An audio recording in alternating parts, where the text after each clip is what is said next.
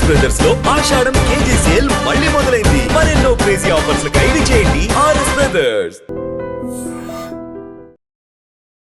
ఒక అమ్మాయి ఇంటిని గర్వించే కలలతో పరదేశానికి వెళ్ళింది. జీవితాన్ని నిలబెట్టే ఆశతో వెళ్లిన ఆ అమ్మాయికి ఇప్పుడు అక్కడే ఉరిశిక్ష ఎదురవుతోంది. ఆమె పేరే నిమిషప్రియ. కేరళకు చెందిన ఓ సాధారణ నర్సు. కానీ ఆమె జీవితం ఇప్పుడు అంతర్జాతీయ వార్తల్లోనూ మానవతా చర్చల మాధ్యమాల్లోనూ నడుస్తోంది. ఇది కేవలం నిమిష కథ కాదు. ఇది ఒక తల్లి పోరాటం, ఒక కుటుంబం గుండె చెరిగే వేచిచూపు, ఒక దేశం మానవత్వాన్ని నిలబెట్టే ప్రయత్నం. నిమిష ఎవరు? ఆమె కలలు ఎక్కడ మొదలయ్యాయి? నిమిషప్రియ పాలక్కడ్ జిల్లా కొల్లంగోడ్ గ్రామానికి చెందిన 37 ఏళ్ల నర్సు. తల్లిదండ్రులు గృహ పనుల్లో నిమగ్నమై ఉండగా ఆమె కుటుంబాన్ని ఆదుకోవాలని 2008లో యెమెన్ వెళ్ళింది. ప్రభుత్వ ఆసుపత్రిలో నర్సుగా పనిచేసింది. అక్కడ జీవితం చక్కదిద్దుకుంటూ 2011లో తిరిగి ఇండియా వచ్చి టోమీ థామస్ అనే వ్యక్తిని పెళ్లి చేసుకుంది. కానీ తర్వాత మళ్లీ యెమెన్ వెళ్లిన నిమిష 2015లో తక్కువ జీతానికి ఆసుపత్రిలో పనిచేయడం కాకుండా తన సొంత క్లినిక్ ప్రారంభించాలి అని నిర్ణయించుకుంది. దీనికి చాలా కారణాలున్నాయి. పెళ్లవడం, తనకంటూ ఒక కుటుంబాన్ని ఏర్పడడం, దాని తర్వాత ఖర్చులు పెరగడం, ఆదాయం సరిపోవట్లేదు కదా, నేనే సొంతంగా ఎందుకు క్లినిక్ ఓపెన్ చేయకూడదు అన్నది ఆమె ఉద్దేశం. అయితే యెమెన్లో విదేశీయులు వ్యాపారం చేయాలంటే స్థానిక యెమెన్ పౌరుణ్ణి భాగస్వామిగా పెట్టుకోవాల్సిందే. అలా ఆ క్లినిక్ సూపర్వైజర్తో నిమిషాకి పరిచయం ఏర్పడడం, 63% షేరు తను స్టార్ట్ చేయబోతున్న కొత్త క్లినిక్లో ఆ ఓనర్కి రావడం, అలాగే 33% తను ఎక్స్పీరియన్స్ చేయడం అన్నది వీళ్ళిద్దరి మధ్యలో డీలు. ఇందులో భాగంగా తలాల్ అబ్దో మహదీ అనే వ్యక్తితో క్లినిక్ని మొదలుపెట్టింది. ఆయనకు నిమిషప్రియ వైపు పూర్తిగా ఆధిపత్యం ఏర్పడడం మొదలైంది. ఆమె పాస్పోర్ట్ని తీసేసుకొని ప్రయాణాన్ని నిరాకరించేవాడు. క్రమంగా క్లినిక్లోంచి వస్తున్న ఆదాయాన్నన్నీ కూడా తన వైపుకే మళ్లించుకునేవాడు.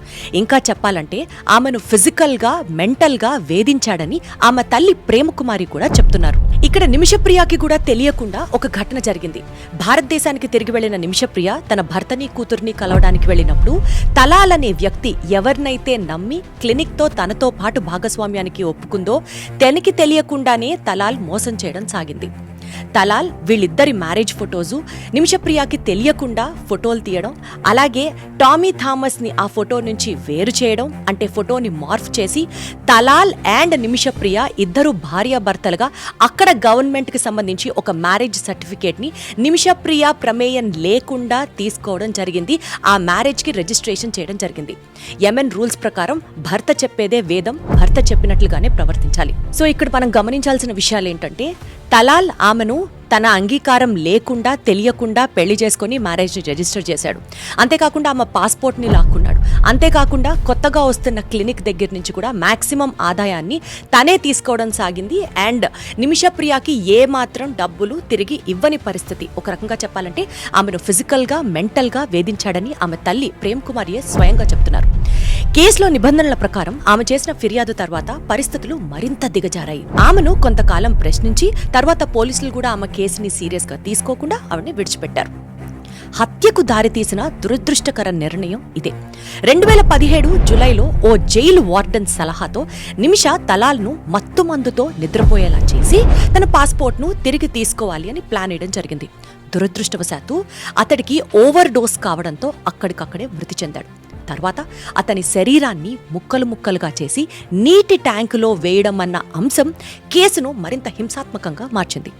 ఒక నెల తర్వాత నిమిషప్రియ యెమెన్, సౌదీ సరిహద్దుల్లో అరెస్ట్ చేయబడింది. న్యాయ ప్రక్రియ ఇప్పుడు ఏ విధంగా పనిచేస్తుంది? శిక్షలు, మార్గాలు ఎలా ఉన్నాయి? 2018లో యెమెన్ కోర్టు ఆమెకు మరణశిక్ష విధించింది. 2023లో అప్పీల్ కోర్టు కూడా ఆమెను విజ్ఞప్తిని తిరస్కరించింది. అయినా సిరియా చట్టం ప్రకారం దియా అని పిలువబడే బ్లడ్ మనీని చెల్లిస్తే, బాధిత కుటుంబం క్షమిస్తే శిక్షను రద్దు చేయవచ్చు. అయితే భారత ప్రభుత్వానికి యెమెన్లో అధికారిక సంబంధాలు లేవు. యెమెన్ రాజధాని సనా ప్రస్తుతం హౌతీ రెబెల్స్ ఆధీనంలో ఉంది.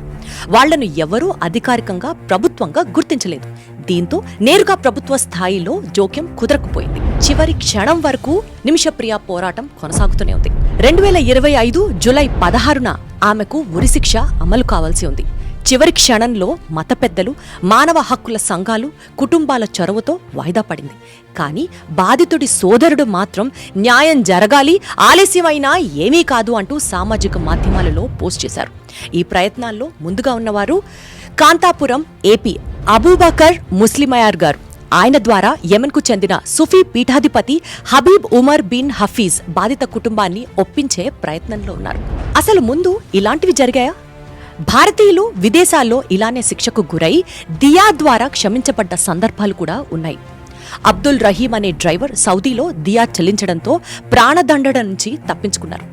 యెమెన్లో అమీనా ఆల్ రుఫైఫ్ 1998లో 14 ఏళ్ల వయసులో హత్య శిక్ష పడగా అంతర్జాతీయ ఒత్తిళ్ల కారణంగా అతను విడిచిపెట్టడం జరిగింది. కానీ ప్రతి కేసు కుటుంబం ఒప్పుకతోనే మారుతుంది. అటువంటి అనుమతి లేకపోతే ఏ రకమైన క్షమాభిక్షలు అమలు కావు. ఈ కేసుకి సంబంధించి ఇప్పుడేం జరుగుతోంది? నిమిషప్రియ తల్లి ప్రేమకుమారి 2024లో కోర్టు అనుమతితో సనా వెళ్లి అక్కడే ఆవిడ చేయాల్సిన ప్రయత్నాలన్నీ చేస్తున్నారు. Save Nimishapriya international action council ఏర్పడింది. 30 లక్షలకు పైగా బ్లడ్ మనీని సమీకరించగలిగారు. కానీ తలాల్ కుటుంబం ఇంకా ఒప్పుకోలేదు. భారత విదేశాంగ శాఖ ప్రస్తుతం స్థానిక అధికారులతో స్నేహపూరిత ప్రభుత్వాలతో సంప్రదింపులను కొనసాగిస్తోంది. ఇంతకీ నిమిషప్రియకి ఉరిశిక్ష అమలు అవుతుందా? అవుతుందా అవదా కాలమే నిర్ణయించాలి. కానీ ఆమె చేసింది తప్పే. కానీ ఉరిశిక్ష ఆమెకి న్యాయమే అంటారా? పాస్పోర్ట్ తీసుకెళ్లిన వ్యక్తిని ఆమె తిరిగి పొందాలన్న ఆతురతతో దురదృష్టవశాత్తు ఒక దారుణంగా మారిన సంఘటన. మానవత్వం, శిక్ష, శాంతి, క్షమ ఇవన్నీ ఒకే చోట కలిసినప్పుడు న్యాయం అంటే ఏమిటి అనేది మనమందరం ఆలోచించాల్సిన ప్రశ్న. నిమిషప్రియ కథ కేవలం వార్త కాదు, ఒక తల్లి కన్నీటి కథ. ఒక భారత మహిళ జీవితానికి ఆశ అయిన తీర్పు కోసం పోరాటం. 2025 ఆగస్టు 14న సుప్రీంకోర్టులో మరోసారి ఆమె కేసు విచారణకు రానుంది. ఈ కథ మిమ్మల్ని తాకితే మానవత్వం కోసం మీరు కూడా నిలబడండి. ఒక మనిషి జీవితం కొన్ని మాటలతో, కొన్ని చర్యలతో మార్చవచ్చు. ఇదే ఈరోజు ప్రత్యేక ఎపిసోడ్. మీ అభిప్రాయాల్ని కూడా నాతో పంచుకోండి. మీ వాహనాన్ని రోడ్డుపై ఆపే అధికారం పోలీస్కి ఉందా? ఒకవేళ ఆపితే మీరేం చేయాలి? చలానాలు పెండింగ్ లో ఉంటే వెహికల్ సీజ్ చేసే అధికారం పోలీసులకు ఉంటుందా? క్లారిఫికేషన్ ఎస్పెషల్లీ మన ఆంధ్ర తెలంగాణ తెలుగు ప్రజలకు కావాలి. మీ భర్త లేదా అత్తమామలు వేధిస్తున్నారా? ఈవెన్ అదర్వైజ్ కూడా మ్యారేజ్ ఇల్లీగల్ కదా. సో ఇల్లీగల్ మ్యారేజ్ మీద మళ్ళీ మీరు సెక్షువల్ యాక్ట్ చేశారు కదా, కాబట్టి 20 ఏళ్ళ జైలుకి పోవాల్సిందే. మీ భార్య మిమ్మల్ని మానసిక క్షోభకి గురి చేస్తోందా? విక్టిమ్ కూడా ఎగ్జాగరేటెడ్ వర్షన్ ఉండొచ్చు, అదర్ మోటివ్స్ ఉండొచ్చు. ఇది ఒక వెపన్ లాగా వాడతారు కదా. తండ్రి ఆస్తిలో కూతురికి హక్కు కావాలంటే? ఏదైనా కంప్లైంట్ మీ దగ్గరకు వచ్చినప్పుడు కాగ్నిజబుల్ అఫెన్స్ కనుక ఉంటే కేసు రిజిస్టర్ చేయండి. భర్త నుండి భరణం కావాలంటే?